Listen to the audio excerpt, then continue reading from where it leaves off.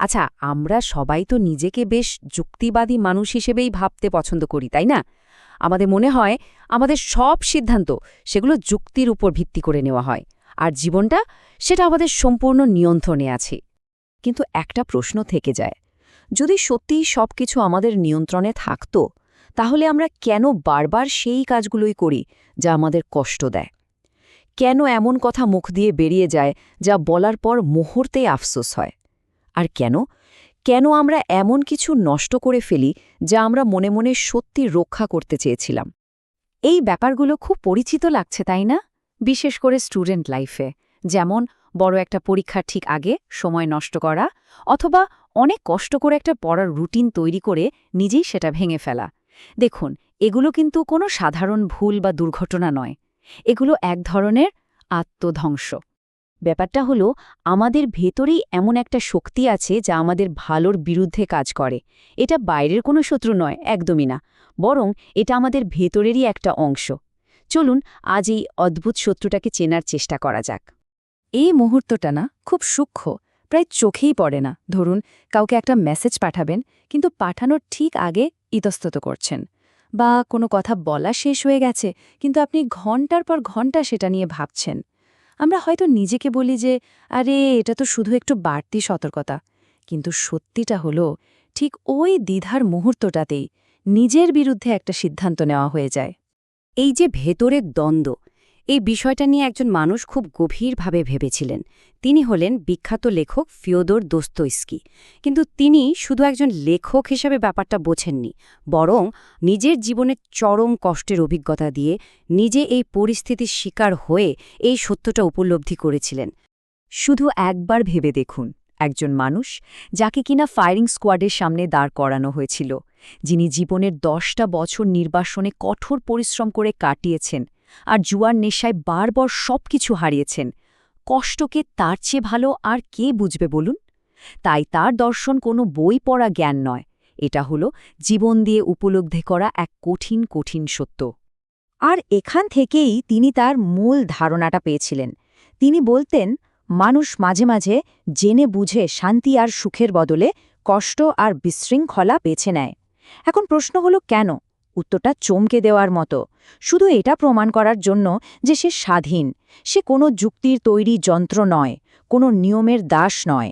শুনতে যতই অদ্ভুত লাগুক না কেন, এটাই আমাদের ভেতরের এক গভীর সত্য। দোস্তোয়েভস্কি তার লেখায় একটা বিখ্যাত চরিত্র তৈরি করেছিলেন, নাম আন্ডারগ্রাউন্ড ম্যান। কিন্তু জানেন, এই চরিত্রটা আসলে আমাদের সবার মধ্যেই কম বেশি বাস করে। এটাই সেই ভেতরের কণ্ঠটা যা সবসময় আমাদের নিজেদের ভালোর বিরুদ্ধে বিদ্রোহ করে বসে। আসলে আমাদের ভেতরে সবসময় দুটো কণ্ঠের লড়াই চলে। একদিকে আছে আমাদের যুক্তিবাদী মনটা, যেটা বলে এখন পড়ো, পরে সফল হবে, বা সৎ থাকো, তাহলেই বিশ্বাস জন্মাবে। আর অন্যদিকে আছে ওই আত্মঘাতীর ফিসফিসানি, ওটা বলে ধুর, এখন না, পরে দেখা যাবে, বা এই নিয়ম মেনে চলার কোনো মানেই হয় না, এর চেয়ে বিশৃঙ্খলা অনেক ভালো।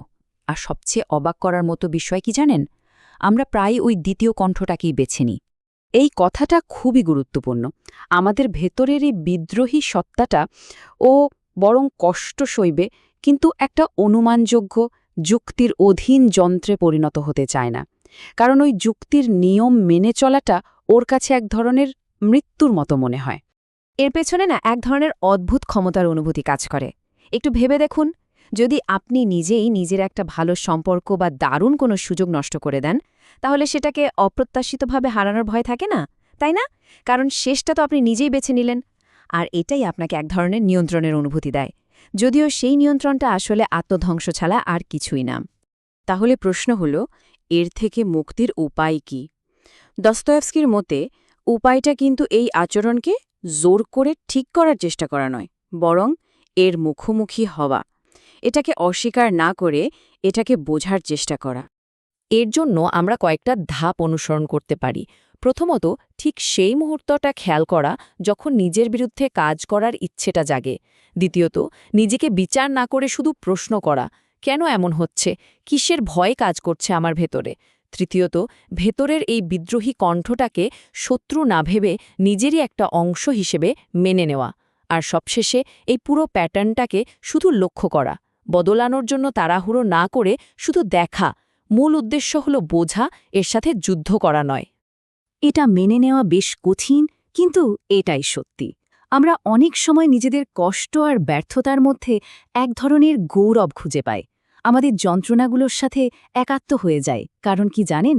কারণ ওগুলো আমাদের নিজেদের তৈরি, আর তাই সেগুলোকে ছেড়ে দেওয়াটা নিজের একটা অংশকে হারিয়ে ফেলার মতনই মনে হয়।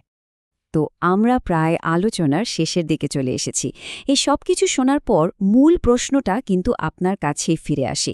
এই যে কঠিন সত্যটা জানলেন, এটা নিয়ে আপনি এখন কি করবেন? এই কথাটা শুনতে হয়তো একটু কঠিন লাগতে পারে, কিন্তু এটা আসলে অনেক বেশি শক্তিশালী একটা উপলব্ধি। আমরা আসলে পরিস্থিতির শিকার নই, বরং আমরা আমাদের নিজেদের ধ্বংসের একজন সক্রিয় অংশীদার। তার মানে কি দাঁড়ালো? জীবনের সবচেয়ে বড় বাধাটা বাইরে কোথাও নেই, ওটা আমাদের ভেতরেই আছে। এবার আপনার পালা।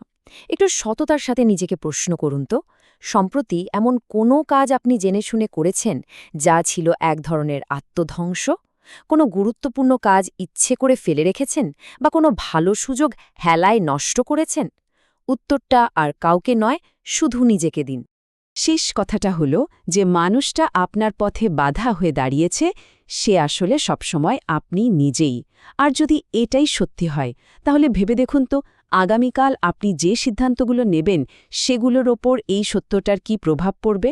আপনি কি সেই পুরনো প্যাটার্নই আটকে থাকবেন, নাকি এই সত্যটা জানার পর নতুন কোনো পথ বেছে নেবেন?